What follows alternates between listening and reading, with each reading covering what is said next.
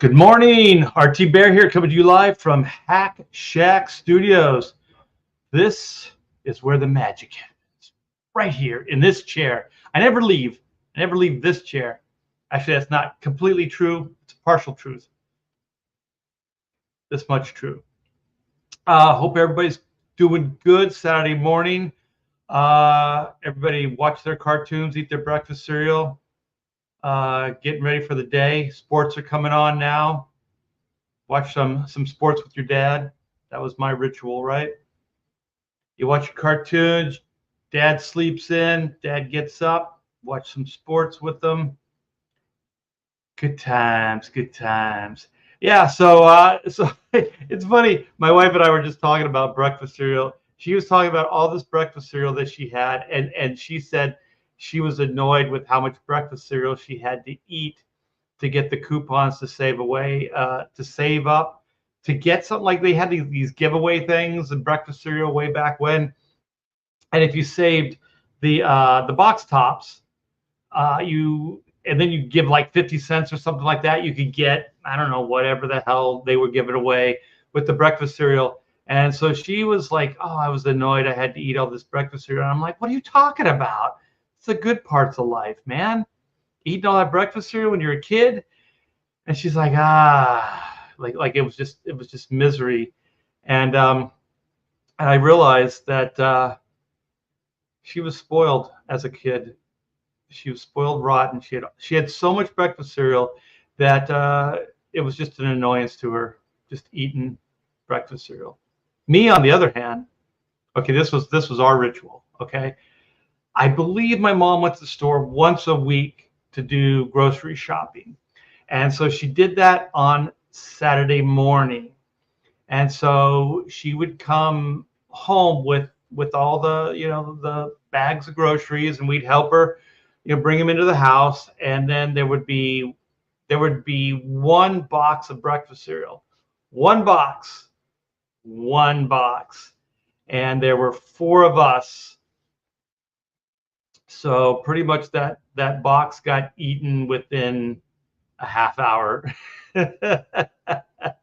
We just ate it till it was gone because we knew that's if we left, there wasn't going to be any more for us. So we just kept eating until it was gone, and that was pretty much that. So we had one box to last us for the week, and it lasted us maybe a half hour tops.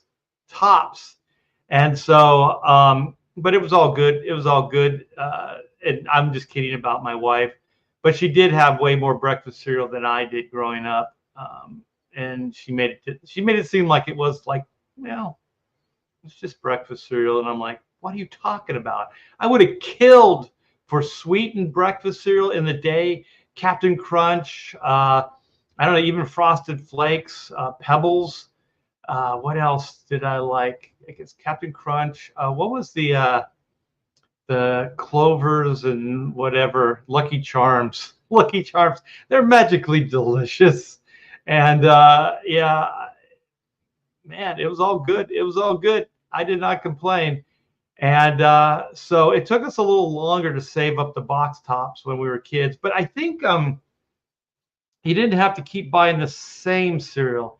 I think if it was like Kellogg's, if it was four box tops of different Kellogg's cereal.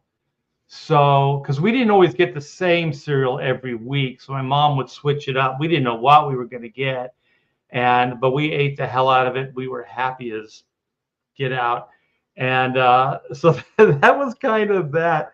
That was kind of a fun little Saturday morning conversation.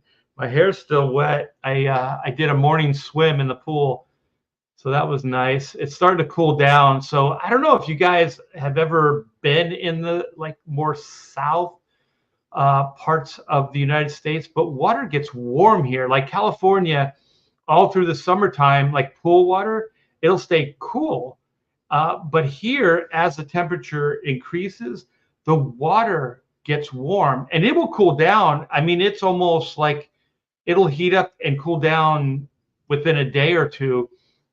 And so towards, I guess we're getting more into the fall, But in the summer, uh, it was getting into the mid 80s, like 82, 84, 85 degrees in the pool.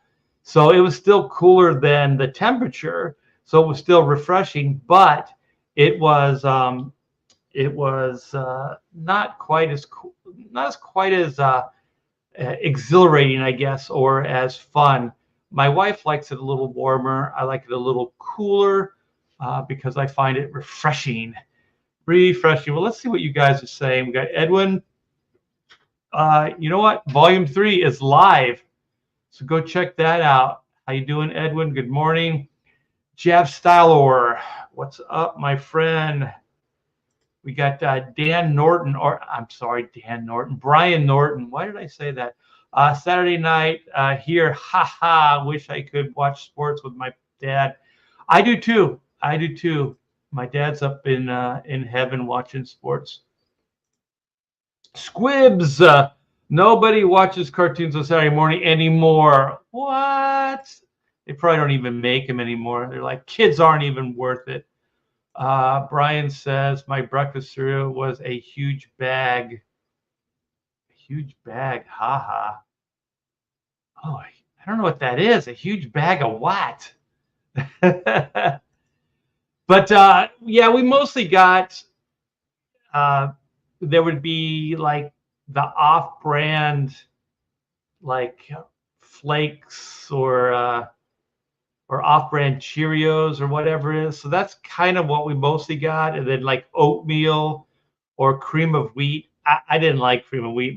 My sister loved it. I could not stand it, man. But oatmeal in the day with a little bit of milk and brown sugar. We put brown sugar in there. It's pretty good. It's pretty good. But yeah, most of the stuff that we got was all like we had to sweeten ourselves. So apparently that was cheaper than getting the sweetened cereal. I think sweetened cereal is now like $7 a box or something like that. It's crazy. We haven't gotten any in a while. Sometimes we'll indulge and get a box of breakfast cereal. It's one of those things, like some of the breakfast cereal, like you know how they say you can't go back. Like it was better. Like when you were a kid, you thought about it and it was like, yeah, stuff was great. Some breakfast cereal, like Cocoa Pebbles, that is still really good. Like that is real good. So that I think that was my favorite as a kid. I didn't like any of the other chocolate, like what was it, Cocoa Puffs.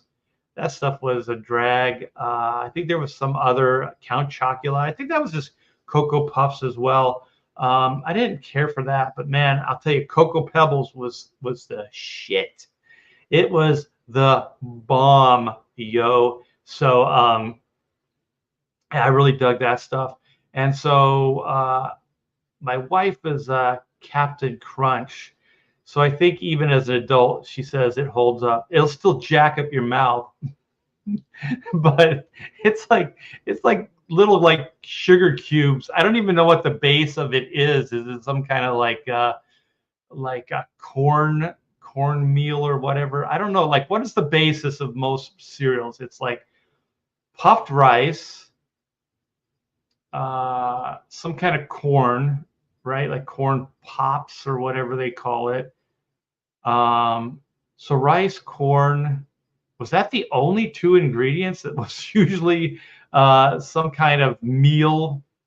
Like I don't know what, like oat, like I think Cheerios was some kind of grain or something like that. So I guess there was some grains or something like that, but it was mostly just like some kind of corn mush, and it was compacted into some kind of shape or some kind of rice, or I don't know what Cheerios was made of actually.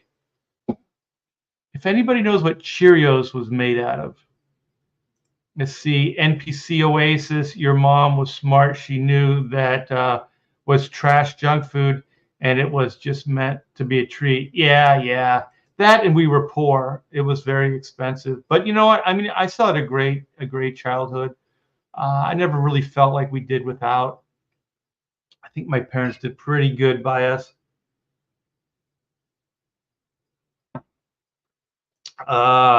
It's going down, baby. It is going down.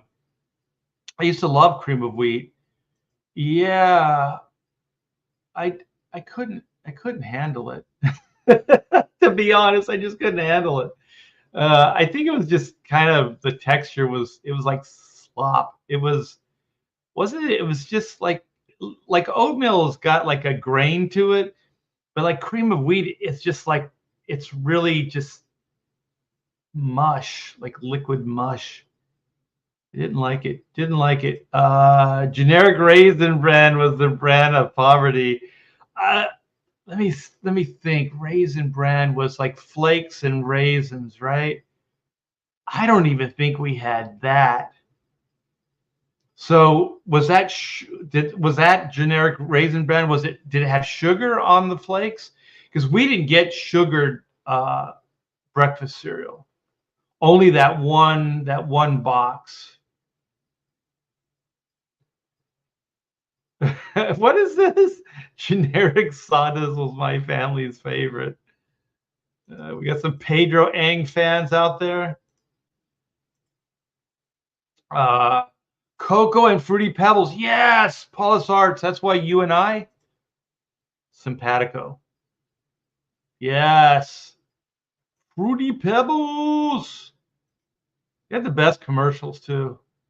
When the household was doing well, we used to get some radioactive looking cereal like Frankenberry. You know what? A lot of those fruit cereals, they didn't hold up. Like, what was it? Fruit Loops? I don't know what that shit was. It didn't taste like fruit. And then Apple Jacks. What the hell was Apple Jacks? Oh, that. I'm sorry if there's any Applejack fans out there. That stuff was putrid. You know what I always thought? Well, I didn't always think it, but now that I'm an adult, I think it. You know what the best kind of fruit flavors like hard candy is? Jolly Ranchers. Jolly Ranchers are the best. They should have like a Jolly Ranchers cereal. That would be awesome. Spaceman, Spaceman, Hell T Bear, T Berry. Funny as a kid, I didn't like the texture of oatmeal, hence my preference of.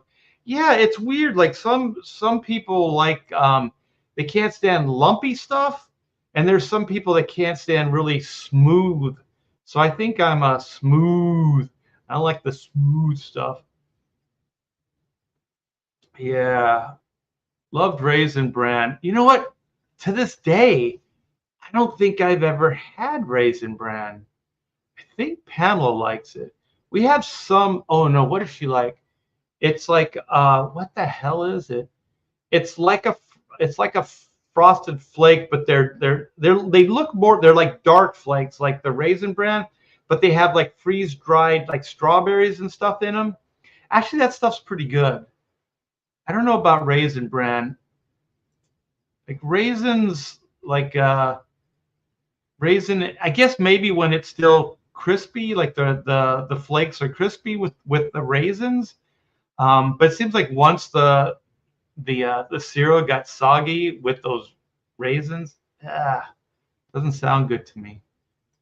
Pedro says, I remember it tastes like cardboard and raisins. It was horrible, but it had sugar in it, right? I missed the pontificators. We had a show earlier this week. Yeah, we're back. NPC Oasis. We got eggs, toast, and oatmeal. My parents rarely would ever buy cereal. Oh my gosh, that sounds like an adult art cereal right there. That would be fantastic. I have eggs every morning.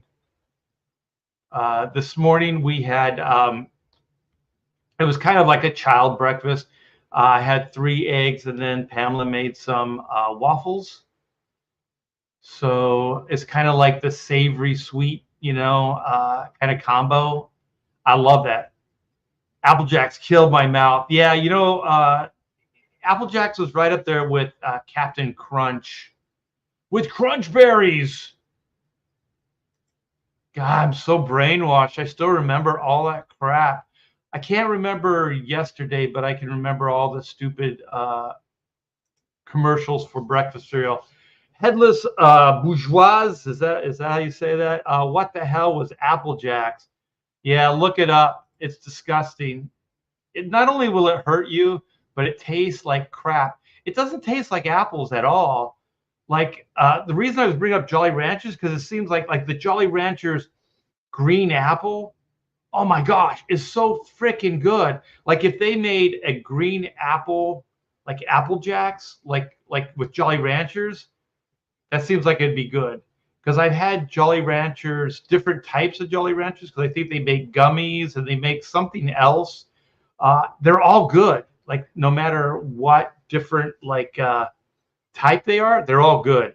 So Jolly Ranchers, and then Jolly Ranchers watermelon. Oh my goodness. Oh man, Halloween is right around the corner. I'm gonna get me some. We always get candy for the kids that we want to eat because there's well, I was gonna say there's usually leftovers. Not really, not anymore. In California there was, not here, but we do snack on them as a countdown to Halloween. Nicholas says, howdy folks, howdy. Okay, Paula says, yeah, Apple Jacks doesn't hold up. Used to love it, but it's gross now. You know it doesn't hold up, and I don't know if they changed but Hostess. Hostess, like we were I didn't know how kind of poor we were growing up because everybody in the neighborhood makes about the same amount, so you don't really have perspective. It seemed like we had, we didn't do without, but there were kids that we all brown bagged it for school lunch, and they would have like ding dongs and Twinkies and all kinds of the Hostess stuff in their lunches, and I was like, holy crap, what a bunch of lucky SOBs, and so we very rarely got any of those things. And so when I got them, I was like, oh my gosh, this is so good. This is so good. But every once in a while, when I go grocery shopping with my wife, I see those on the shelf and I kind of get tempted. And every time I break down and buy one, it's horrible. The only ones that kind of hold up, and I guess it's Hostess now, but they were Dolly Madison or something, like they were another brand, but they were called Zingers. And there's a Zinger that's like a strawberry or a raspberry, and it's got coconut. It's kind of like a Twinkie. Those are good. Those are really good. Those things still hold up for me as an adult. Special K, that's what it is that Pamela likes. Yeah, we got a bag of Special K in the pantry. Yes, yes, Spaceman. That's my go-to as an adult. Frosted Mini Wheats. That's what I get as an adult. So I got a bag of those downstairs as well. So Special K and Frosted Mini Wheats. Those are the go-to as an adult for the T-Bears. Oh, when you were a kid, Frosted Mini Wheats? I don't remember. I think Frosted Mini Wheats are one of those things, like they're good, like as soon as they go in the water, or not the water, but the milk. And then even when they get a little soggy, they're filled with the milk, and they're good all the way to the end. I even like the little pieces that float around in the milk. And the milk, oh my gosh, Frosted Mini Wheats, because that's just sugar. So it liquefies the longer it's in the milk. And so if you drink the milk, it's like sugar milk. It's crazy good. Apple Jacks were great. Captain Crunch with Crunch Berries is the best. Yeah, it's pretty damn good. But yeah, let's see. Hello, Art. Greetings, chat. What's up, my friend? Headless says Smurfberry Crunch was great. Turned your pee pink. I think that was after my time because I think the Smurfs were in the 80s. Were they the late 70s, early 80s? The breakfast cereal was had passed me by. Leg kick, what's up? We got Marcus Killigrew. Oh, we got some big news for you. I'll come back to the chat, but the Black and White Volume 3 pre-launch sign-up page is up. It is up, and I'll go over it in a bit, but I just want to give you guys a little bit of heads up. So I think we're a little under 200, so we should be able to get to 200 by the end of this live stream. So if you guys haven't signed up, you know what I'm going to do real quick? I'll put the link in the description, and then we'll continue our breakfast cereal conversation because I'm having a ball. Yes. So let's see if this is it. Yeah. So you guys click this link right here, and it will take you to the pre-launch sign-up page. And just give it your email, and you'll be signed up. And if you guys don't know the drill, there's usually a freebie involved with pre-launch. So if you sign up, you'll be eligible for a trading card. So we're going to do a trading card again. I want just a bunch of black and white trading cards. So with each one of these campaigns, we have several trading cards. So I think, by the end, because we're going to do 3 and 4 together, so it's a 2-part story, we should have like a stack of trading cards, like black and white trading cards, which will be cool. Let's see. What else do we got? Spaceman says, loved Quaker oat or instant apples and cinnamon in the winter. Can't you could serve that stuff. I guess the good thing about like oatmeal, if you like live where it gets cold, because you can eat it hot. And I think that Quaker oat with apples and cinnamon is the same. They come in that like tub or whatever, that cylinder, right? I think that's what we had too. And now they have like the individual bags. They got the sugar in them and everything. Like they're all pre-mixed. Brian says, I was just talking to my students here in Japan about Jolly Ranchers. Haha. Oh my gosh, they're so good, right? They're the best hard candy. Actually, I think they are the best hard candy. My wife, she said she grew up on like root beer barrels. They're like a root beer, and they're like shaped like little barrels, and they're hard candy. I remember those as a kid, and I liked them too. When I was a kid, root beer was my jam. Dan, let's see, or Brian. God, why do I keep saying Dan? Hostess changed their recipe like Little Debbie. Little Debbie kept theirs. Little Debbie is hit and miss for me. Let's see. After Hostess got bought and went out of business, it's all different now. Still good, but not as good. Yeah, I don't know. There is something different about it. It's kind of one of those. It's undefinable, but I just chalked it up to like when you're a kid, you have different taste buds than when you're an adult. Sooner GM says, I think Hostess changed a lot of things, making it cheaper and gross.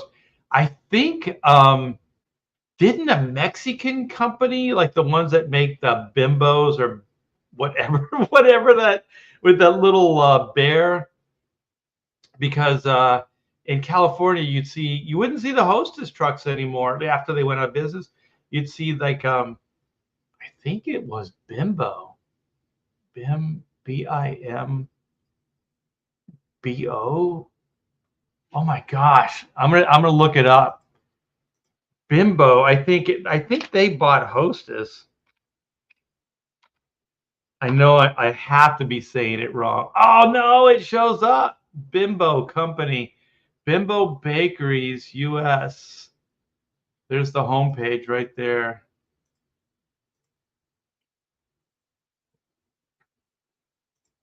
All right, you guys, I'm going to share this.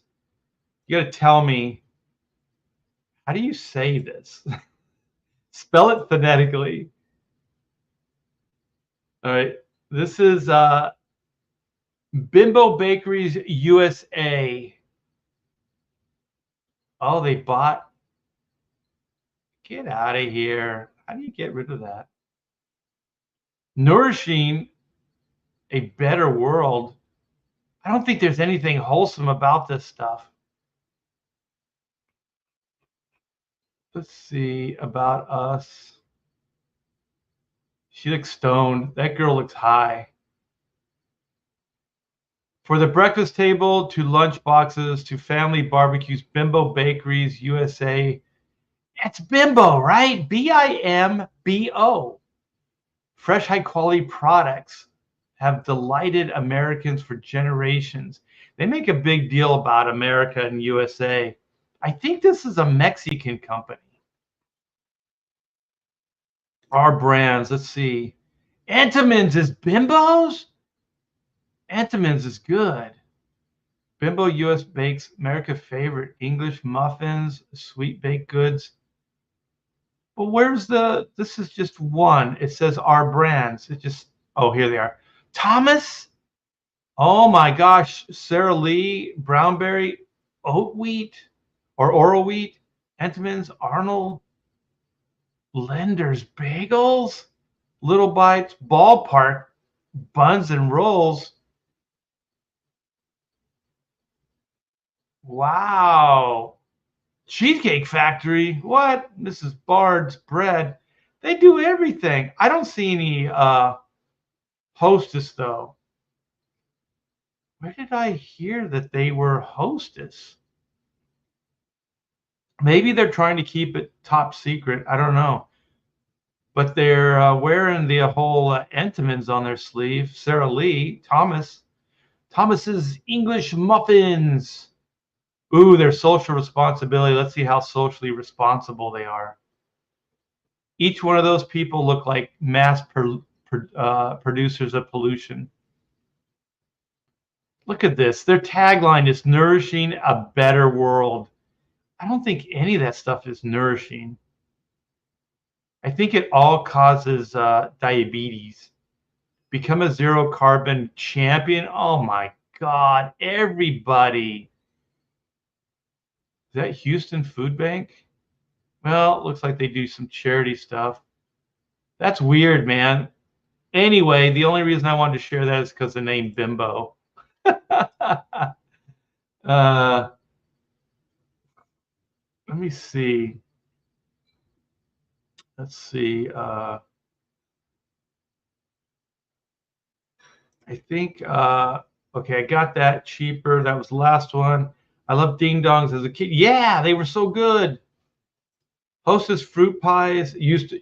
Yes, I think I had one as an adult. Couldn't handle it. Zingers are Little Debbie's. They might be now, but they were called. I forget what they were called. They had like the Peanuts characters on them. Dolly Madison. That's it.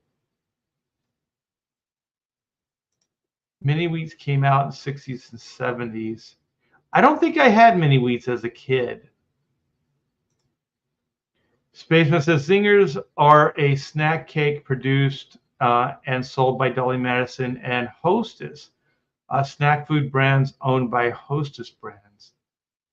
All right. Yes, just signed up. Thank you, Headless. Here is the link, you guys. Click that sucker. Go over there.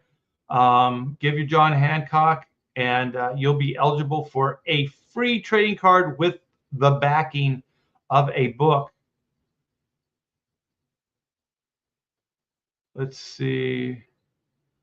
We got a little controversy. I thought I remembered them being Little Debbie. Haha. I should stop drinking. Never stop drinking. Woo, that's a long one. Bearwolf 13 says, "Hail Art." That's a cool drawing. Kind of looks Joker-esque with the Indian headdress or something. That's weird. That's kind of cool. I'm certain a lot of characters you created from Cable's future, like his wife, will show up in X-Men 97. What was your favorite X-Men related thing you worked on for Marvel? Well, I liked that Fabian and I got to create the villain Hazard. That was pretty cool. I heard that later they killed the character off, but that was us. I liked the first issue of Cable. I liked doing that, the pencils and inks. The only thing is, as we started running out of time, so I didn't like the time pressures, and then all the issues after that, like I just didn't have time to do the job I wanted to. So I think Cable #1 was a blast. I liked inking on Ultimate X-Men, Dave Finch. I liked inking Carlos Pacheco as well. So those would probably be the highlights. Like the X-Men stuff working with Wilson Jim, it was such a blur because the schedule was so outrageous. I wouldn't say it was like a fun time. There were moments, but it was definitely like it was extreme. Everything was extreme. Like the good times, the hard times, all of it. It was so elevated. Like you were living right on the edge the whole time. So the early X-Men stuff with Jim and Wills, that was a little stressful. But the first issue Cable, I remember it was a pleasurable experience up till the end, and working with because Carlos was a little slower, but Dave Finch, I mean, we kept that schedule, and it seemed like it wasn't as stressful. So I liked those two guys' work a lot too. So I don't know if we had Little Debbie's on the West Coast. I don't remember seeing Little Debbie's. We had Dolly Madison and we had Hostess. I remember seeing Dolly Madison ads during the Charlie Brown Peanut specials on CBS back in the day. That was apparently all the advertised that they needed. Yeah, it was perfect. There was like a day-old bakery in the day when it seemed like society cared about people, and it was, oh my gosh, what was it called? Well, it was Dolly Madison, but there was another one. So anyways, to explain, they were like, I guess they were older, like product that they couldn't sell in the supermarket, so they pulled it off, and then they put it in like a day old store. So it was a Dolly Madison store, and they sold like older bread, just everything. I don't think they had necessarily like a great variety. So whatever it was that they pulled off the shelf at the supermarkets, um, and I don't remember ever having a problem with it, like having moldy bread or anything like that. And then there was another place. Oh my gosh, I don't know if it was an East Coast, but it was West Coast. It was like Dutch. They had a windmill, and they made breads, and I think they made sweets as well. But it had like the store had like it was a windmill. It was a building that was like shaped like a windmill base, and then it actually had the windmill blades that would spin around it. And I remember there was a store in my area that was, God, what the hell was it called? It was something. It was Dutch, and I don't think we could afford it, but I always remember the building. But I think that they had, 'cause I think the only time we went in there is they might have had a day old section, and we went in there. Uh, what was that? Marinla? Is that an L or an I? Marie? I'm not even gonna try it. Make the Mexican versions of Hostess as I remember. I don't remember that name though. Darren Wagner says Hostess taught us that the Hulk strength didn't come from rage, but rather Hostess fruit pies. Batman could also make Joker surrender by tossing him some fruit or some cupcakes. Yeah, those were the days. Let's see. Brian says, I used to eat Little Debbie every weekend in high school, working early morning landscaping. Bimbo buns and stud sausage go great together. That's gross. The difference between using less sugar and more high fructose corn syrup. I don't know. You're saying it right, Art. Bimbo. I was hoping the website would have they have like this little white bear, and I guess the little white bear is Bimbo. And all I remember is when Hostess went out of business in my area in California, the Hostess trucks disappeared, and then all I started seeing was Bimbo trucks. And you can't miss them because it says Bimbo, larger than life, and it has that damn bear. And somebody told me that Bimbo was now Hostess or distributing Hostess or bought Hostess in Mexico. So who knows? But also, I thought Bimbo was Mexican. But the website, well, maybe it is, but maybe the website is just they want to make sure, like, or fool people into thinking like it's not a Mexican company. So, because it did say America a lot and U.S. Bimbo, America. Bimbo really took over. America has nothing left. Aw. Bimbo took it all. Grew up in Dallas eating. Yeah, it's everywhere here too. We're kind of Houston area. So Mrs. Bard's, or however you say it, Beards. Yeah, we buy that bread.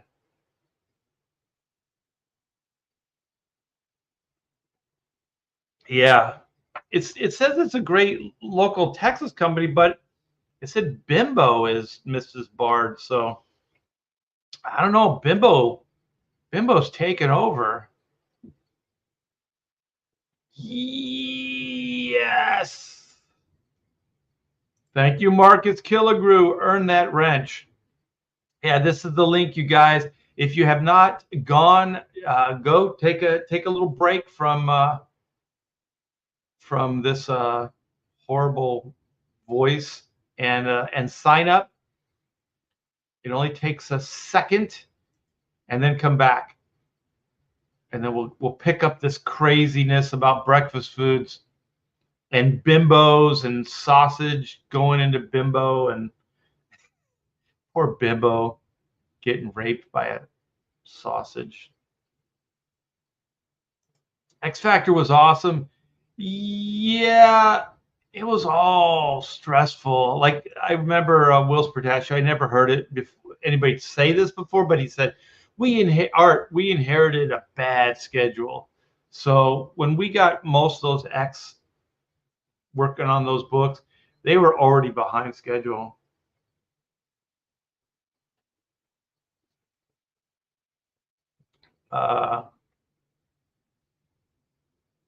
We had an Intamin store like that. I gotta find out what that Dutch.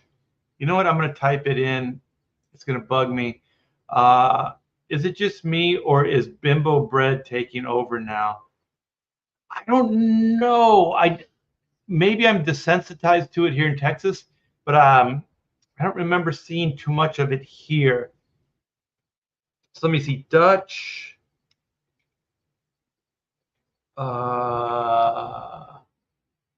Bread. Baking.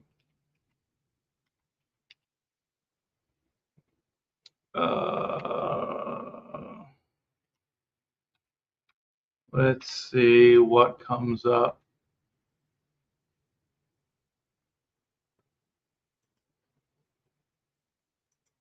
Let me see.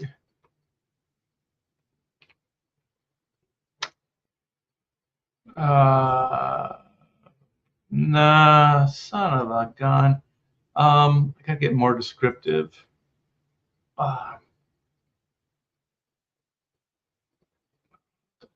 Dutch bake. Let me see.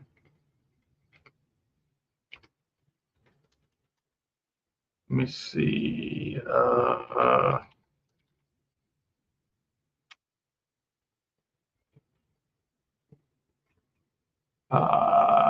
Let me see.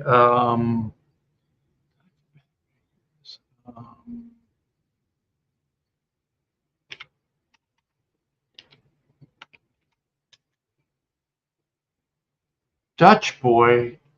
It wasn't Dutch boy though. There's a Dutch boy showing up. Wow, they must have been defunct for a long time because nothing shows up. There's a bunch of Dutch style, Dutch made. Every Joost Dutch made. Is that it? No, I don't think that's it. Dutch made, Dutch made. It looks familiar though. Let me see. Windmill.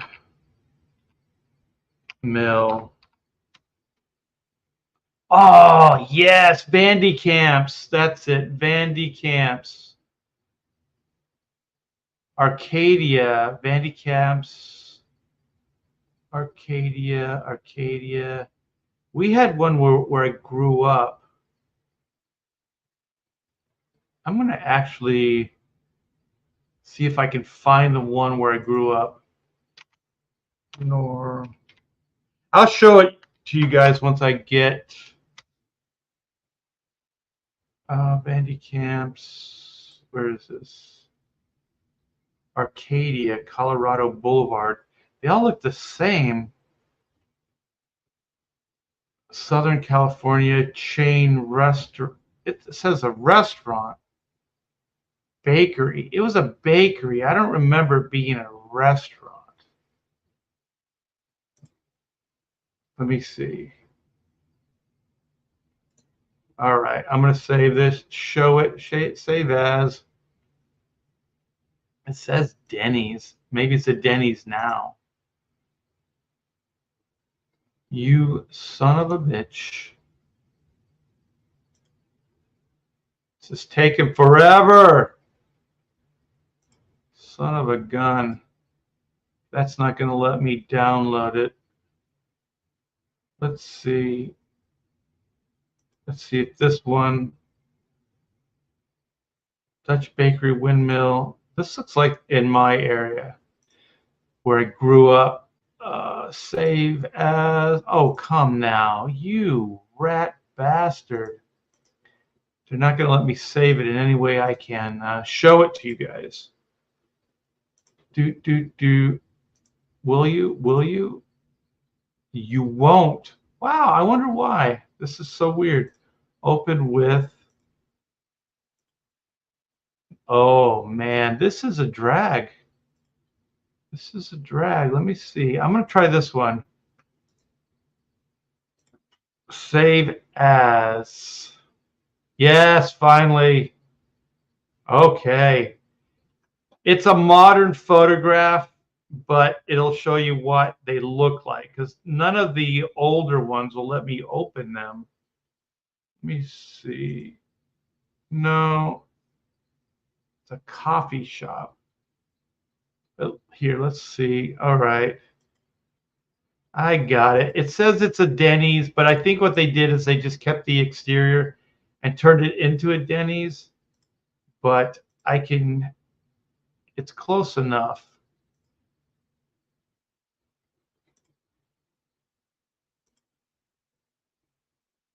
Okay, so here it is. So it was Vandy Camps, and so they had like this windmill, and when I was a kid, it turned, it would rotate, and so I remember the building being blue. So it looks like Denny's just bought it and stripped it of its Vandy Camp fame. But yeah, it was a bakery. And it looks like some of them looked like they were restaurants as well. But I don't remember it being a restaurant. I remember it just being a bakery. But it might have been. I have no idea. But yeah, Vandy Camps. Going down memory lane, boring every one of you. They used to have this bread company that would come. They had this like truck, and they would drive down your neighborhood like an ice cream truck in the morning, and you could get your bread and you could get donuts and all kinds of stuff. We had an Entenmann store. That's cool. Yeah, let's see. Darren Wagner signed up for Black and White Volume 3. I already have Black and White 2, but I'm missing 1. Well, what we're going to do with the Black and White campaign is we'll have a tier for Volume 1, 2, and then, of course, the new book, which will be 3. Also, you'll be able to get the High Octane books. So we overprinted, not a lot, but enough. And there's Pedro Eng, Van Klaus, myself. Let me show you, man. Pedro killed it.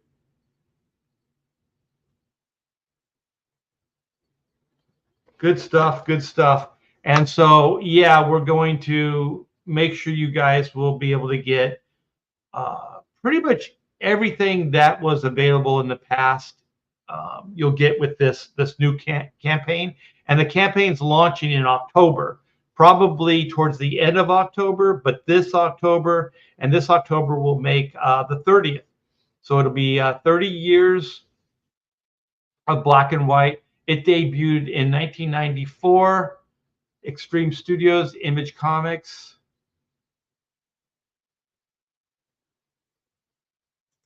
All right. I used to have Little Debbie too, but then again, didn't everybody?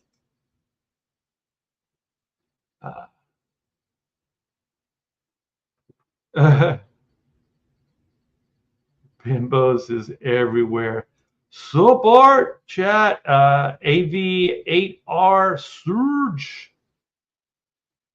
Let's see. It's a multinational. It has no national ability.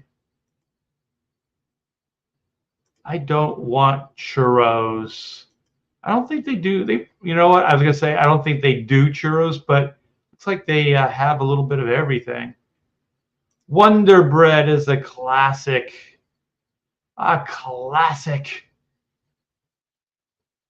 I know we always had off-brand. I remember I went over a friend's house and they had Wonder Bread, and I was like, "Oh man, they're rich. They got Wonder Bread." I see what Darren has to say. I remember when Hostess was closing down and they let all of their factory employees go, but the administration office got what is that, retention bonuses to ensure company loyalty until the last day, and liberals got mad. The liberals got pissed. Oh wait, okay. So Zeno the Stoic has Mexico-based parent company is, what is that? Grupo Bimbo. I wonder what that means in Spanish, or if it even has another meaning. Art said Vandy Camps. Isn't that the pork and beans? No, they're like the Dutch. It was Van Camps. No, it's Vandy Camps Bakery. Yeah. Man, you got me doubting myself. Maybe it's the same company. I don't know. Maybe the only thing that stayed around were the pork and beans, which are absolutely delicious. They're so sweet. I don't know what the hell. There's just a ton of sugar in there. And Dino says, show D's nuts. Trust me, you don't want to see D's nuts. You sick man. You sicko. Gina, what's that? Quarter? I think I know that eye. Is that the eye of that singer from Def Leppard? It kind of looks like his eye. I don't know. print screen and save into Word. Oh, you're trying to help me. Yeah. One of these days I'll get it together. One of these days. Oh, you guys, also, I have some artwork to show you for Oodles of Doodles and other stuff too. The files are completely done. They're ready to go to the printer. We're meeting with one of the printing reps for the company. She's going to be in town here. So we're going to hang out for lunch. And so we'll pretty much put all of the plans, we'll put those into focus. We'll nail it. We'll put it into concrete, whatever they call that when you finalize. And then the files will go off next week. And I'm thinking it's going to take about a month to get the books back. So we should get them sometime in November. And Pamela says, since it's a smaller campaign, she should be able to get it, in a week or so. So these books will go out before Christmas, as long as there's no hangups, because sometimes there's little setbacks that you don't foresee. Let me see. The town north of mine is the home of sliced bread. It had the first company in the country to buy industrial slicers. That's cool, man. Marcus has signed up. Yeah, this is cool. And yeah, we're gonna get into this in a little bit as well. I gotta let's get through this Bimbo stuff. It's like saying Bimbo. I thought Bimbo started making Mexican style breads and pastries. I think they do, but it looks like they bought up a bunch of companies. I didn't know they owned Entenmann's and Wonder Bread at first had no vitamins. They were stripped out to make the bread soft and white. Didn't they always I remember as a kid, it's like fortified with whatever vitamins. It's like, yeah, because there's absolutely no nutritional value. I used to like breakfast cereal. It'd go part of this nutritional breakfast, and they'd show eggs and orange juice and bacon or ham or something, like things that are good for you, right next to the breakfast cereal. And you're like, maybe this breakfast cereal isn't that good. But you know what? I don't think I ever ate breakfast cereal with any kind of combination of anything. I just ate it straight. I just ate it straight out of the box, a little milk. Sometimes, just to show you how like kind of broke we were, it was powdered milk. My mom would make these like powdered milk and we'd pour it over the cereal. And she used to swear, she goes, "You can't taste the difference." I trusted her. You can taste the difference. That powdered milk stuff, I don't know what it's made out of, but it's disgusting. It is horrible, but you do what you got to do.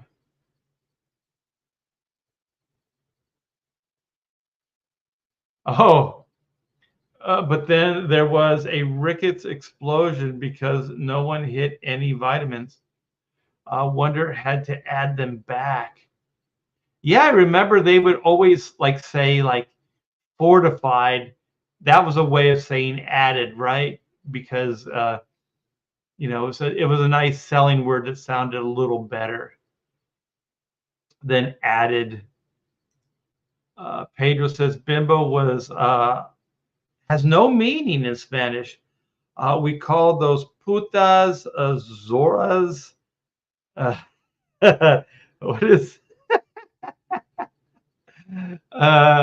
Poblaras, Ibastas, the Glandes. I can't say the one with the J though. I know it's like an H sound, like Henetas, Henetas, and then Chromadorians, Chromad. And the list goes on. Oh my gosh, Pedro is always good for a big time laugh. That's awesome. I grew up like puta, Binche, cabron. Uh, yeah, I knew some of the words. The bread my family bought was called. Oh yeah, I remember Roman meal. That was expensive too, though. That was supposedly good for you, right? It was like more like wheat and grains and stuff like that. Roman Mill has headquarters in Fargo, North Dakota. They went away in 2015. Oh man, all the stuff from our youth. I signed up. Yeah, sweet. Get some signer uppers. Yeah, it's everywhere. Like it's just kind of like they opened the border. I blame Joe Biden and his administration for Bimbo taking over the world. A wiki says Bimbo started around 1945. The name is a combination of Bambi and Dumbo? Really? Because they were popular Disney characters. You know, I don't know why that Bimbo character didn't show up. Maybe they're trying to Bimbo bear. I think it's a bear. Yeah, there's Bimbo. I wonder why it didn't show up on the site that I clicked on. That's weird. Let's see. Let's see if they'll let me save a Bimbo. I guess there's also like people that dress up in costumes that pretend to be Bimbo. There's so many good ones. Bimbo looks like a girl because Bimbo's got like eyelashes. Wait a minute. Some of them have eyelashes, some of them don't. Wouldn't that be a bimbette? A bimbo, bimbette. Let's go with this AI. This looks like an AI rendering of Bimbo. Save as. There he is. There's the Bimbo. Okay, in case you guys didn't know what Bimbo looks like, here we go. Bimbo the bear. There you go. There's Bimbo. Bimbo looks like a dude, but he's got eyelashes. Maybe he's a transgender fellow. This looks like AI. It's kind of a low res image, but it looks like he works, he makes the bread, he's got the little bakery hat. So, can't knock it, man. Looks like he's getting shit done. Bimbo the bear. Yeah, it's on some of the packaging. Taste testing room. What is this? Pan Bimbo. Oh, that must be like the old logos. Oh, they looked horrible. This must have been from like 45 or whatever. I'm sorry you guys can't see any of this stuff. Pan Tostado Classico.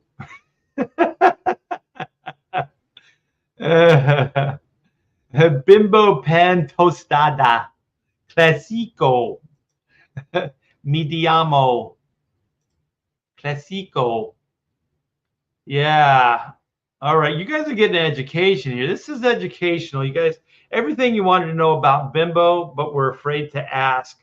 Nate D says, just signed up. I plan on getting all three with this campaign. Sweet. Thank you, Nate. Before you know it, it's going to be everywhere. So I just happen to have some of the copies here. So this is volume 2 with the UV coating. You can kind of see it as I turn it. So we'll have this one available. We'll have some of the variants available as well, but the variants were lower print run. And then, of course, we'll have Pedro Eng's Black and White High Octane Adventures.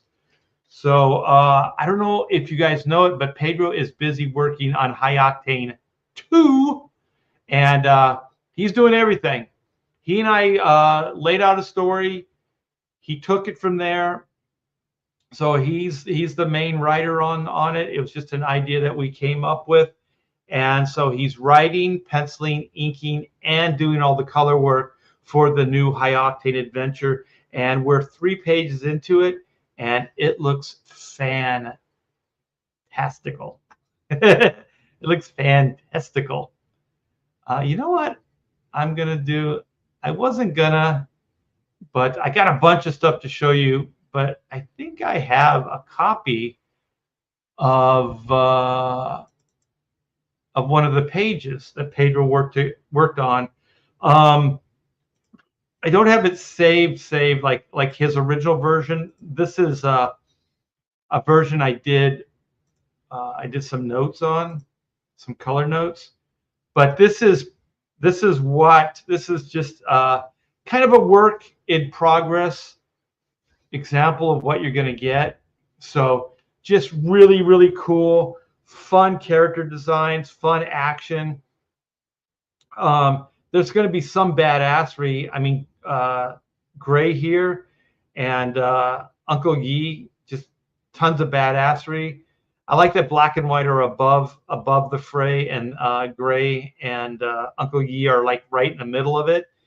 And so I don't want to give away too much, but it's going to be a really fun story. And the big bad are kind of those things that are all around Gray and Uncle Yi. So yeah, you guys, this is going to be fun. Pedro, the first High Octane was his first work in the comics industry. So this is his, he's done a couple of his own books since, but this will be his follow-up on Black and White High Octane. Look at this, just fantastic. I love his design work.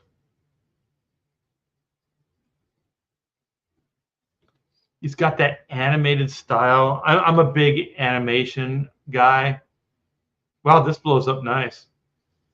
So yeah, this is the great Pedro Eng, and this is going to be one of the new books in the Volume 3 campaign that's going to launch in October. Octubre. Getting all Hispanic on you. Octubre.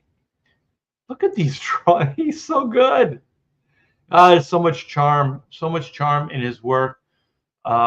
Just the and the ink work, I think, is getting better as well. There's a lot of variation in lines and stuff in this. So Pedro's on fire. He's 3 pages into it, and I'll probably tease a little bit as we go, but the big drop is going to be in October. And so here's some of what you can expect on the main book. So this is breakdowns, thumbnails from Alan Patrick, and so finish pencils and inks are by me. So I think I did some comparisons. I'll probably do some in some future as well. But these are just like scribbles, you guys, just like little thumbnails. So I went in, I took a pencil, added some detail, shadowing, some hatch work. So you can see pretty killer stuff.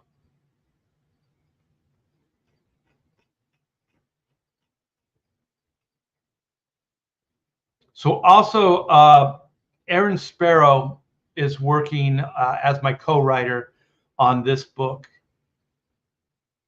So we got some powerhouses to help me get this thing done quicker, which is why they're here to begin with. So then this is the new villainess. This is Juju. She's one of the big bads. This is pretty cool. Let me get rid of some of these. And then we got another page here, interiors. Yeah, these are thumbnails or breakdowns from Alan, and then finished drawing and inking by me. So this is another Juju page.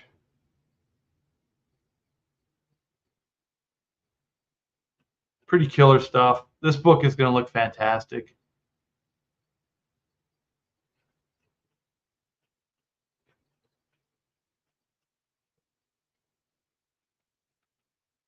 Yeah, it's coming together, you guys. And so let me see. Oh, this one here.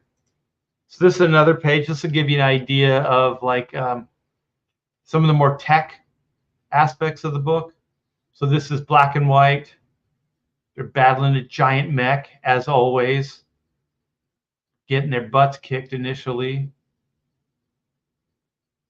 I really dig the new designs, the new suits, the new power suits.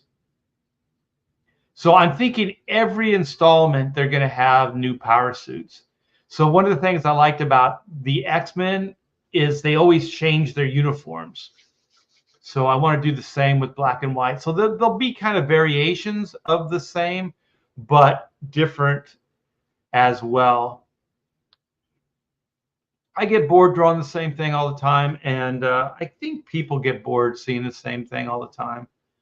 So, God, I love this type of stuff, like this atmospheric, like this hatching on the leg and some of the background. And then the smoke, the reason I do that is because then the colorist will bring like smoke effects through here, like mist or smoke. And then I dig this. There's a lot of villains in this, but this guy right here, he's got the giant head. He's kind of like the leader in the Marvel comics with the Hulk. So he's got the big dome. I always like the smart characters. They always have these ginormous heads. So this is kind of my ode to Marvel villains. So yeah, he's got they kicked his ass. They broke his little dome, so he's got some power leakage from his helmet. And this Whitney shot. Look at that. The new black suit. My gosh, look at that. I think it looks so fantastic. I know it's weird when you talk about your own work this way, but I think it looks pretty killer. Yeah. So those are at the colorist now. So these will be featured on the Indiegogo page when we launch in October. But I just want to give you some early preview. Also, just to kind of inspire you guys to go sign up for Black and White Volume 3, Sins of the Father. So if you guys haven't, if there's anybody in the chat right now that hasn't, go, please click the link. There's a link in the description, and I think Marcus Killigrew, I hope he's still there. He's been putting links into the chat, and I appreciate you, Marcus. Thank you so much. I could not do this without you. So yeah, that is that. Let me see, what else do I have? I think that's it for Black and White. I got some Oodle stuff that I'm going to show you, but I want to come back and touch base with you guys. I don't like to be missing in action for very long. I get nervous when I don't get to see you in the chat. All right. Nate signed up. Killer. You guys all sign up. Zeno says, you can always taste the difference. I like Cinnamon Crunch. Vitamins, enriched with vitamins. Yes. Darren says, Dumbo would have been better than Bimbo. Oh no, I'm sorry. It's Dumby. Dumby is better than Bimbo. Yeah, if they went the other way with it. Leg Kick says, RT Bear, I can sign up, but we will see how long I am on strike. What does that mean? What do you mean, Leg Kick, you're on strike? I don't know what that means. Your job? Pedro Eng says, to wear that bimbo costume, you have to show proof you never graduated high school. Oh my gosh. There are, oh God, there's like amusement parks, and a lot of time, even like sporting events like baseball mostly, they have what do they call those, like sidekicks, or I forget what they call them. But anyway, like the people that dress up in the suits, and for some reason they think people really like that. I guess if little kids go to the baseball game, see mascot, you see the mascot, and then you're like, I guess little kids dig that. But I think, like, baseball is summer. It's hot. Those guys are dying in those suits. I guarantee you they're dying in those suits. And then like amusement parks, they have like dress up characters. You couldn't pay me enough to get in one of those suits. So maybe Pedro's right. Maybe they don't have a high school education. That's how they can get them into those suits. It's crazy. And those ones like at sporting events, those guys are dancing around and they're like burning calories. It's crazy. I think the ones at amusement parks, like at Disney, stuff like that, I think they just walk out. They walk like 10 feet, and then people make a big fuss. I mean, when my daughter was young, it was cool, so it's obviously for little children. So I think it's cool for them. Leg Kick says, I signed up. I did it. Fantastical? Indeed. It's a new word. Look it up. Word of the day is fantastical. Was there no bros? No, there was a bros.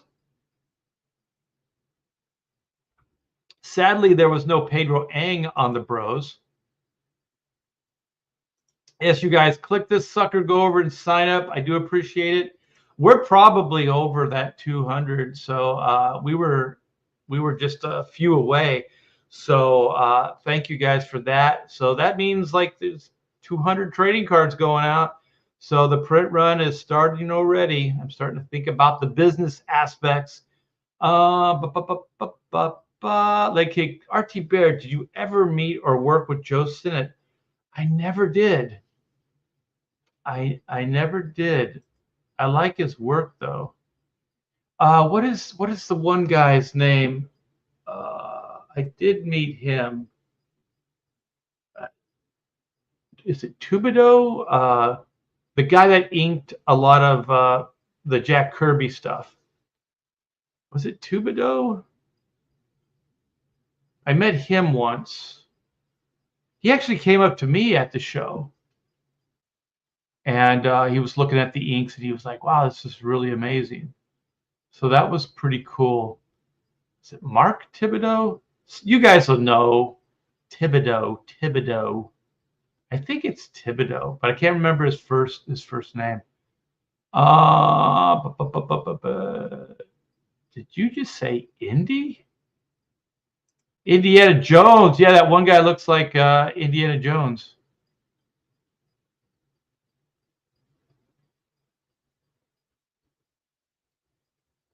Do.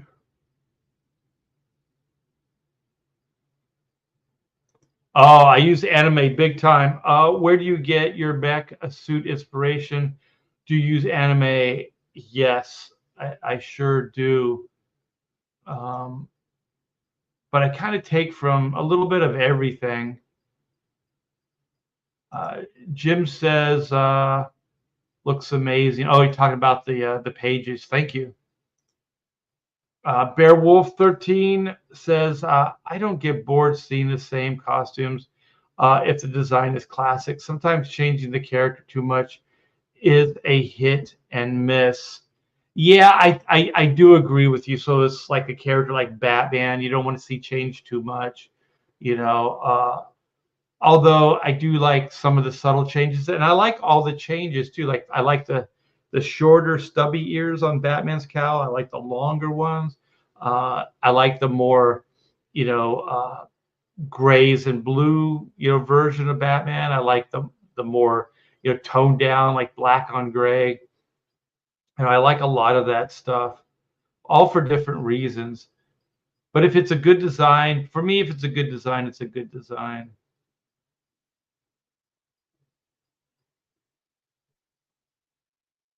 Do, do, do, do.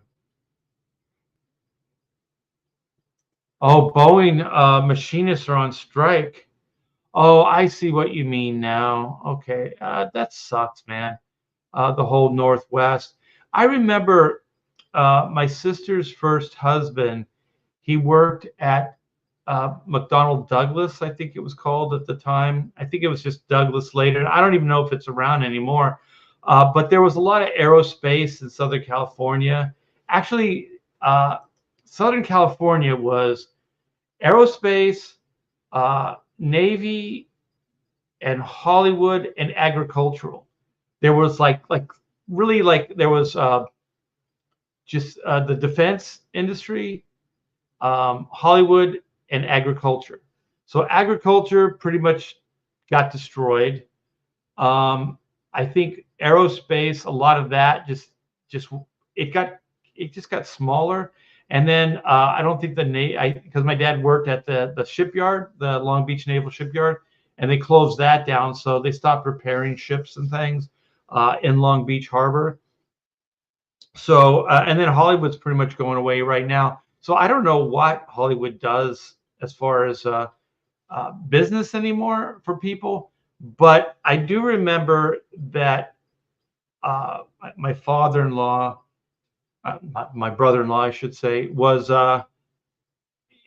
it was kind of seasonal. Like I remember that Douglas was like, I guess when they would get a job in, they would hire everybody back. So they had a big crew working on whatever the project was, and then after the project they would downsize. And so then he was kind of always on call. So, some years he would work the whole year, some years he'd work half a year, things like that. So it was always, when he worked, he got paid well, but it was a tough way to make a living. So it's kind of like old animation in Hollywood, because animation was seasonal. So I think summer they would go on hiatus. So they would work all year, and then they would go on a hiatus, kind of like school teachers, and then they would come back and work on the next season.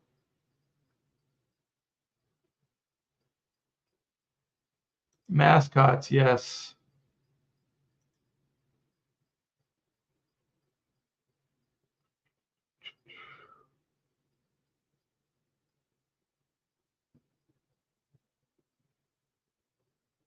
Oh, they have cooling units in the suits now? I didn't know that.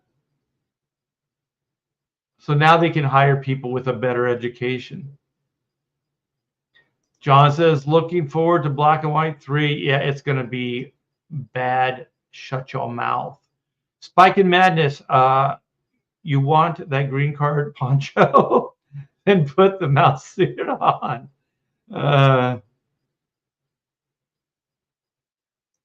Joe Sinnott inked a cover over Rich Buckler with my characters back in '94. You got to post that, dude. Oh, Michael Thibodeau. Yeah.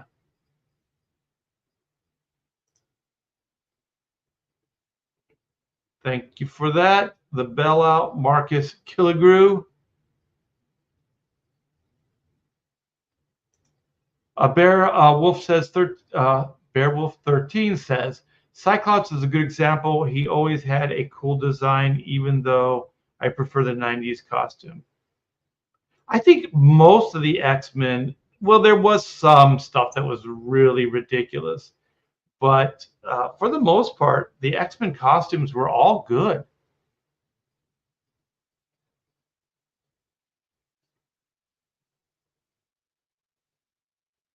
Okay, that's what it was. McDonnell Douglas was bought by Boeing. My dad worked on in the aerospace industry in the early 60s. In the 70s, he worked at Hughes, Lockheed, Disney. What is that? Manisco, Manisco, McDonnell Douglas. Yeah, I think a lot of that stuff has gone away though. Probably because they can't afford to run their business anymore. What was the company? Was it Hughes? I forget. There's the factory that's in Bellflower, California. It's where I don't know if Marvel still owns it, but Marvel bought the facility and they turned it into Marvel Studios. So it's kind of like they use the buildings, the big factory buildings as sound stages, and then they use the big like parking lots and areas for like a backstage area, not a backstage, what do they call that? Back lot area. So that was in Bellflower. Was that Hughes?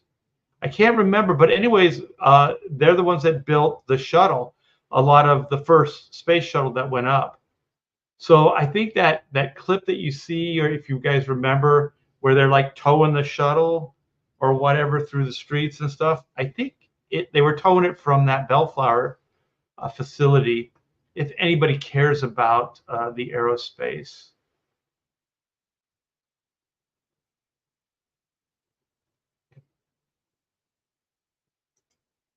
Hell Chat, you watched the video about the no kill rule. No, I have not. Are you the one that sent it to me? I am going to do a live stream, kind of a follow-up to the Pontificators subject. Click this link. Go sign up for Volume 3. The pre-launch page is there. Click the link, go over there, give your John Hancock, and you'll be eligible for a free trading card with a backing. Let's see, we got Torchbearer, Hell Chat.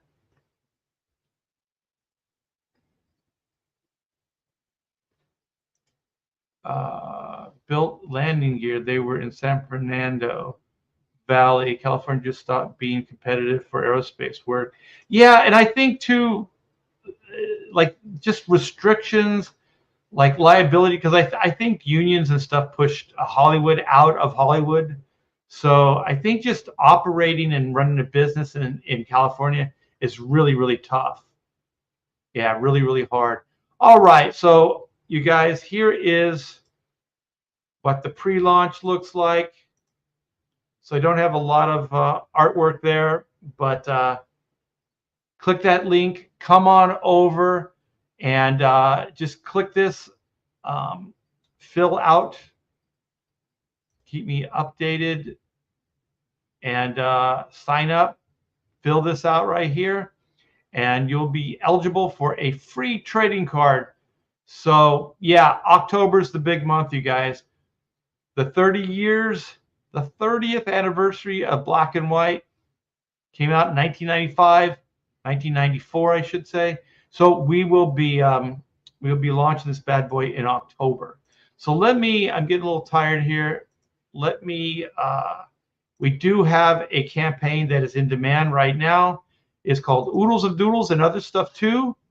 So it's not too late to back this bad boy. So if you want a killer art book, and if you want to possibly pick one up for a comic art enthusiast, for Christmas time, this should ship before then. So it should arrive before Christmas, so you can give it to a loved one. So let me show this video. This video is awesome. Art T-Bear's Oodles of Doodles and Other Stuff Too is a 60-page, 9x12 hardbound book that will be printed on thick glossy stock paper and is a compilation of artwork from award-winning artist Art T-Bear. This book is filled with images that come from Art's Marvel, DC, Image, and Comicsgate work. That includes convention doodles, commissions, creator-owned IPs, and pop culture subjects that Art has brought to life with his masterful draftsmanship. Art Thibaure's signature style is both lyrical and meticulously realized. The mastery of craft, seen in his work, owes itself to his 40 years in the comic industry, as well as viewing life through his own love of the art form itself. Fans of art prints have the opportunity to back one or both of the mini print tiers. Both are stunning collections of work that you can back individually, or together as a bundle. Art Thibaure's oodles of doodles and other stuff too. Back it now, on Indiegogo. Do it now. Yeah, so you guys, we are at 14,844. That means we are a stone's throw away from 15K. That is amazing, you guys. I would not be here if it was not for you. These books would not exist if it wasn't for your support. So I do appreciate everything you guys do. I hope that you're thoroughly entertained by the stories and the art book that I've produced over the years. So 117 backers, and I'm not sure how long this book is going to stay in demand, you guys. So I would say back it within the next couple months, because I'm kind of leaving it open to see how much. I don't know. I don't want to juggle too many things at one time. I'm a bare little brain, and I get overwhelmed very, very easy. So I want to make sure that I'm able to do everything top notch.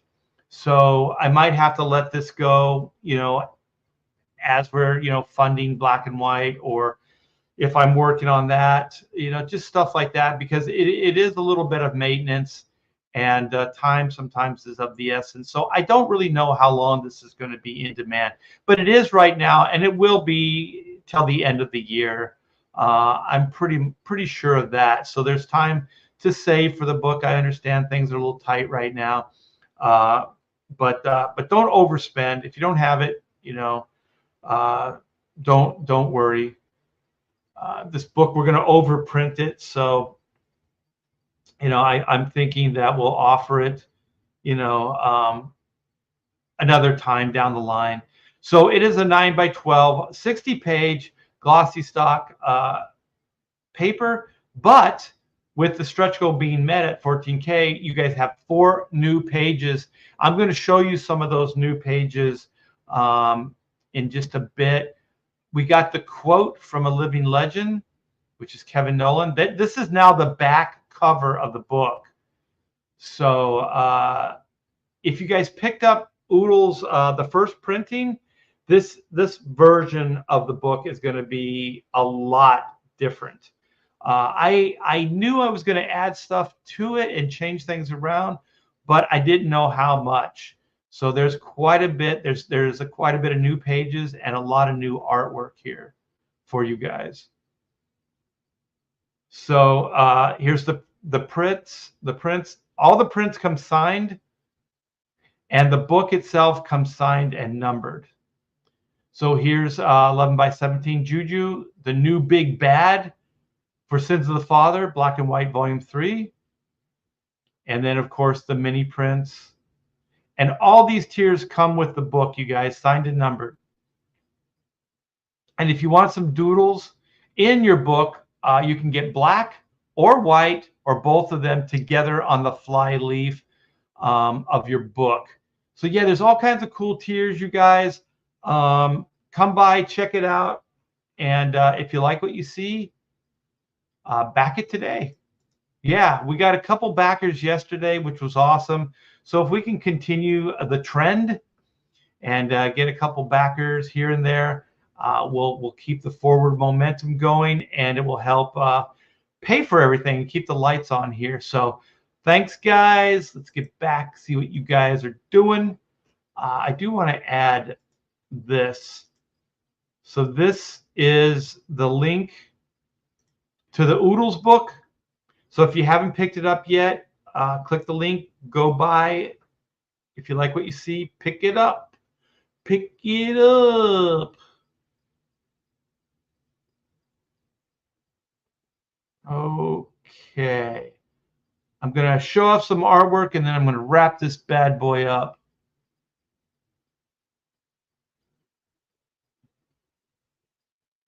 Oh, wait, are you guys talking about Spirit, the airline? What is going on here? Let's see. Leg Kick says, Surge Boeing people refuse to touch work. Spirit is on. They don't know what they are doing. And when we do work, we have a computer program we have to sign off on to say our work is done. Oh, shit. I just flew Spirit, I think, to California. I kind of had to because I only had like a day or two to make the arrangements. And so they were the only ones that had the available time and date that I needed. Even when traveling, we try to stay away from Spirit. I may as well. I just thought they were kind of cheesy. I didn't know that they were possibly unethical. What date are you planning to launch Black and White 3? I know the month. It'll be October, and it will probably be into the 3rd week or 4th week of October. So towards the end of October. Because I still have outstanding artwork that I need to get in. So there's still some heavy lifting to put the campaign together. So I want to give myself plenty of time because I don't like putting pressure on people that I'm working with. I inevitably do. I'm a very stress-oriented guy. I just have pretty high standards. So I'm still waiting to get some of the stuff back. And the good news is, the further back we can go, the more artwork I can get done before we launch. So there's quite a bit of pages done. This campaign is in better shape as far as getting things done than Black and White Volume 2 was. So anything could happen along the way. So, but at this moment in time, it's looking pretty damn good. Oh, okay. Spirit Aerospace and Spirit Airlines are different. Okay. Good. Whew. Oh, okay. So Boeing is purchasing half of Spirit Aerospace and Airbus to get the other. Okay, I got it. All right, let's show off some more artwork, shall we? I got some cool stuff here for you. Let's do this. All right. Click this, pull this lever, click this, click that. Make sure I click that, and then I hit this. And so everything should work. Yes. All right. So this was not in the original book. This is now a full page. It's about actual size, actually. So this is Poison Ivy. Just brilliant colors. I forget who colored it. Is it Rain IB or something is his name? He's real good. Look at the eyes are really cool. Like I would never put like these reds or pinks in the eyes, but it really works. And sometimes I get a little picky about like knocking out my line work, but the nose being kind of knocked back, the line work, it's good. It's really good. So this piece will be in the book as a full page. And then this is, some of the pages will have multiple images on them. So we got Supergirl, kind of based on the TV series likeness. So this was a commission made in that I put in the book. I have like different sections. So this is the commission section. So she's, I forget the actress's name. It was pretty good. Little ink wash there, pen and ink. Well, actually, I think this is all brush and wash. And so then we have two new pieces, which I had to put in here because I featured them in the campaign. So we got Voodoo, and we got the Juju. The Juju. And so we got, there's a section that's just my pencils. And so some of the pencils, or sometimes I pencil real tight. So I don't know. Sometimes I just kind of go with how I feel. So these are really, really tight pencils. I don't know. I don't show off my pencils that often. So this will be fun, a little addition to the book.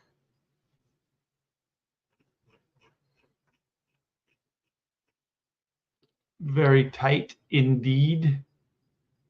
A lot of times I'll just indicate the solid blacks with an X. But for some reason I was like,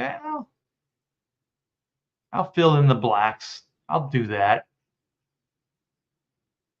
So yeah, you guys, there's all kinds of surprises. There's all kinds of different styles that I work in. I think you're already getting a pretty good example of the difference, the different ways I work. Wait a minute. I don't know why I did that. And so then this is a new page. So I wanted it big because I think all the wash and textures are pretty cool. So instead of a smaller image, this is a full page. So this is a new page in the book as well. So I really like the way this thing came out. I think Aaron Lopresti, who created Garbage Man, is going to use this image. I sent it to him. He said as a trading card. So you might be able to get this as a trading card in the upcoming, I think it's the Wraith of God 3 campaign that's going to launch soon. That's Aaron Lopresti. So yeah, you guys, this is what you can expect from Oodles of Doodles and other stuff too. A cool artwork.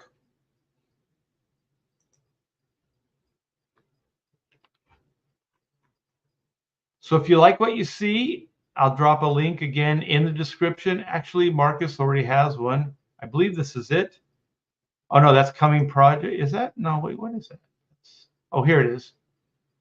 Oodles of Doodles and other stuff too. So click that sucker, go over, like what you see, back it today.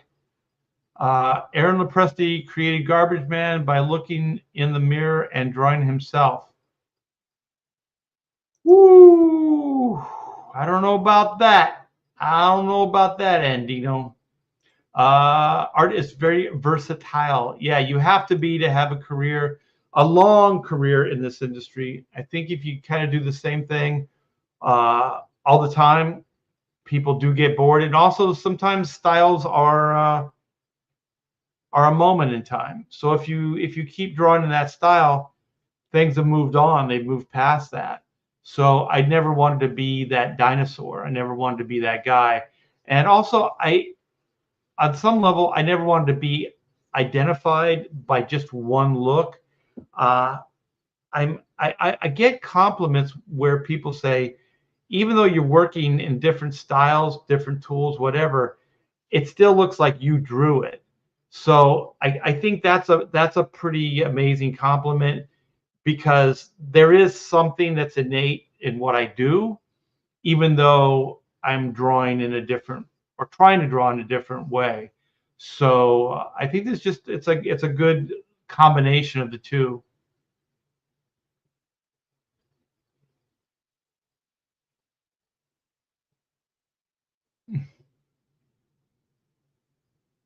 All right. Let's see. Leg kick. You're probably going to be the last read of the day. Leg kick 1. Is there a style you have difficulty with? If I'm doing in my, like I'm drawing it, no. Because it's not necessarily your comfort zone, but it's things that you have interest in. So like wash, like ink wash, Love it, love it. Sloppy brushwork with ink wash, great combination. Um,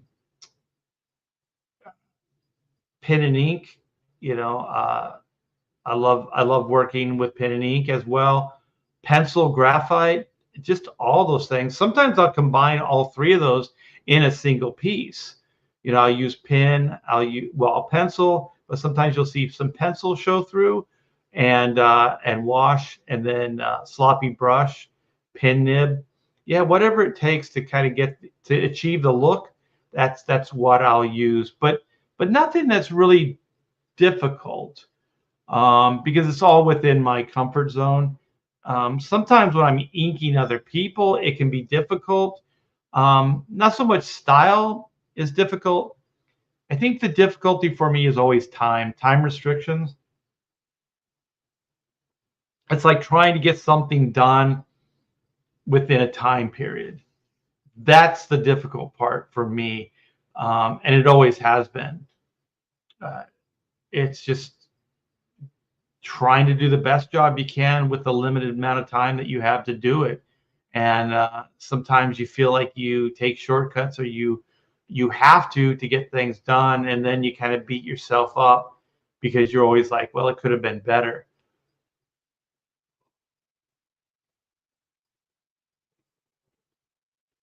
Art, looking at your Wonder Woman, I should say, reminds me of Gary Martin's version.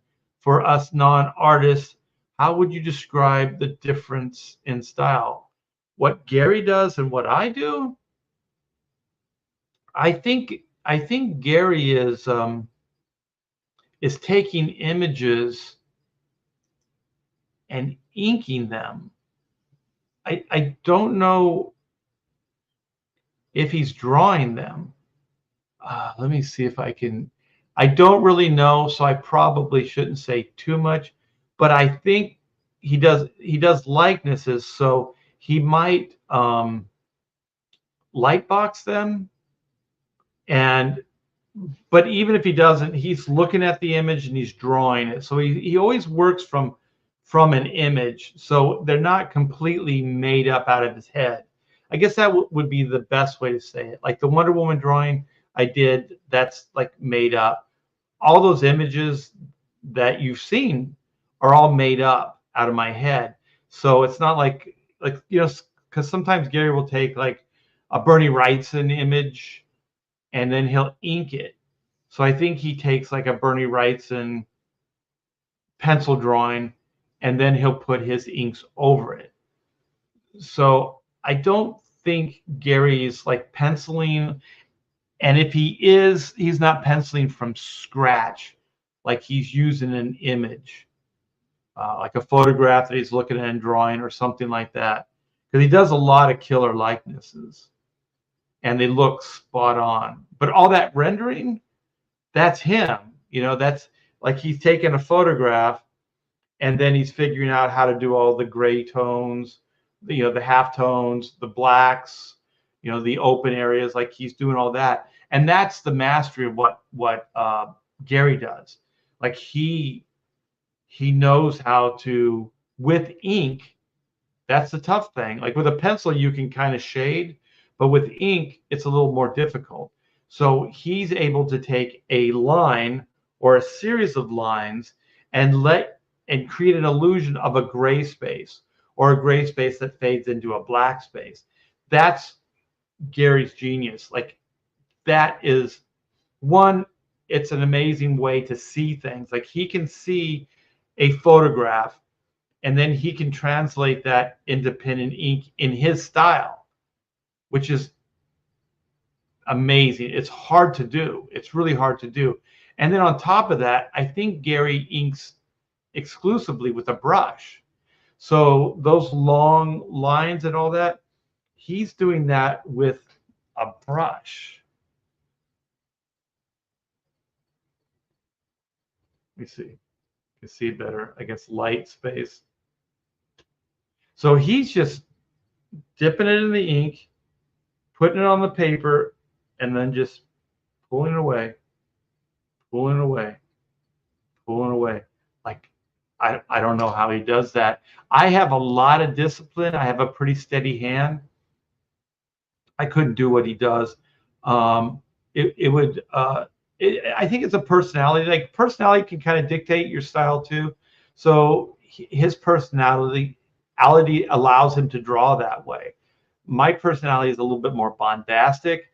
Like I don't know if I would have the patience to do something like that. You know, it would kill me. Like I would explode. I would just blow up. I'd go, I can't do this anymore. You know, and I just freak out. And I probably kill everybody. Art is a treasure trove of knowledge. If you get to work with him, you want to get that. What is that? Of correction. Is that Chancala? You guys are doing this just to mess with me. That's probably a dirty word. Knowing Pedro, that's a dirty word.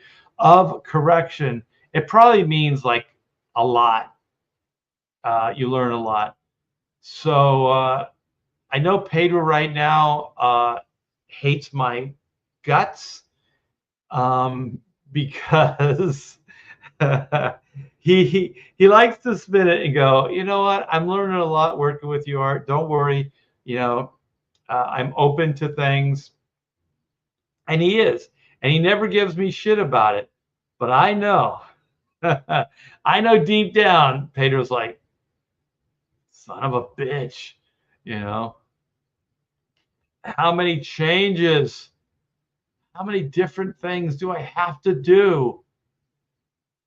We just got to get it right, man.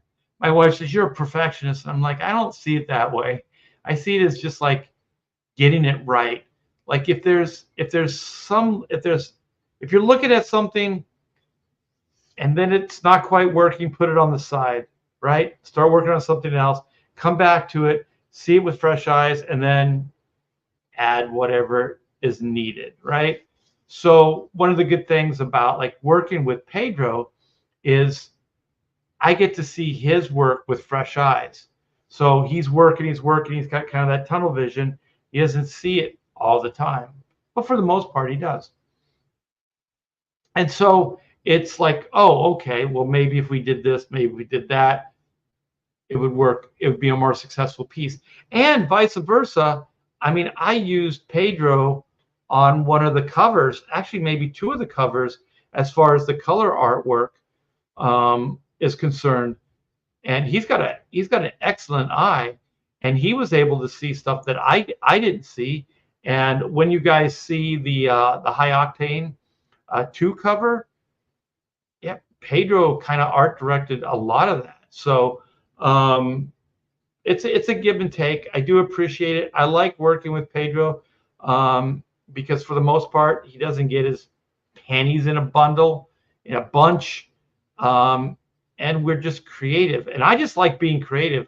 I don't really it doesn't always matter what it is, you know, whether it's coloring, pencils, inks, building something, a website, you know, Indiegogo page. It doesn't matter. I enjoy the creative process.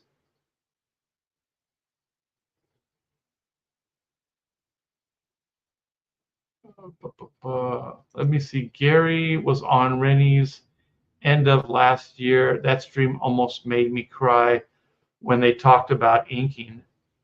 Wow. Amazing. Torchbearer says Gary's work is insane. It is meticulous. His line work is. I could never do inks that way.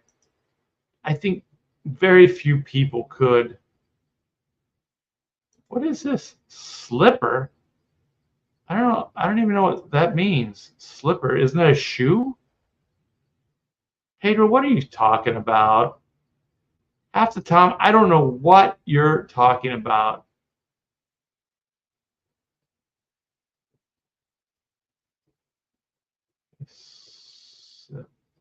Is that sip or slip?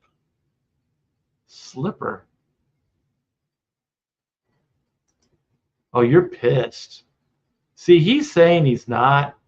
When he says he's not, he's pissed. I think Pedro could probably smack me around right now if we were face to face. Pedro is misunderstood. Uh, maybe it's the accent. Maybe, I don't know. All right, Andino, Art pretty himself up for today's stream. I don't know what that means. For sure, my broken English is a problem. Yeah, I love hanging out. Sometimes we'll do like StreamYard hangouts, and we'll just hang out and we'll talk and draw and create together. It's a blast. I miss the studio. Like Hack Shack Studios used to be like that. You know, you have like 3, 4, 6 guys, you know, in a studio, and you get to hang out and run things by, you know, other people. And so Pedro's the closest thing really that I have right now. And then sometimes the bros as well. I'll send stuff to those guys and they'll help me.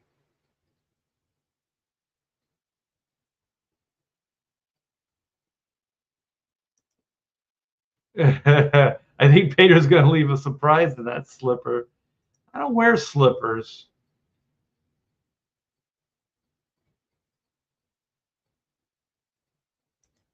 For cultural appropriation purposes, moms beat their children with slippers as a correction. Oh, I've been beat with slippers too. Is that what you meant? Like I beat you? I beat you with corrections.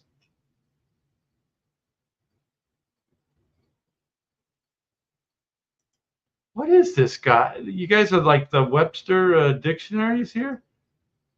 Correcting everybody? No, you guys help me out. I stumble around a lot and I do appreciate it. All right, you guys. Well, I really just wanted to get the word out there that Black and White has a pre-launch page. It is active now. I'm pretty sure we're over 200 within like a little over a day. So let's keep that up. If you could share it out with your friends, family, let them know that Black and White is coming back in October and it's going to be better than ever. And you can sign up now and get that free trading card with a backing. So you guys are blessed. I always appreciate hanging out with you guys. And yeah, go sign up for Black and White. And if you haven't backed Oodles of Doodles and other stuff too, that's my art book. Please go do so. Everyone have a fantastic weekend. And I'll see you probably Monday. I might do a hullabaloo early, but I'll definitely be on the Kings with Ethan Van Sciver on his channel. So thanks again, you guys. Enjoy your weekend and take care.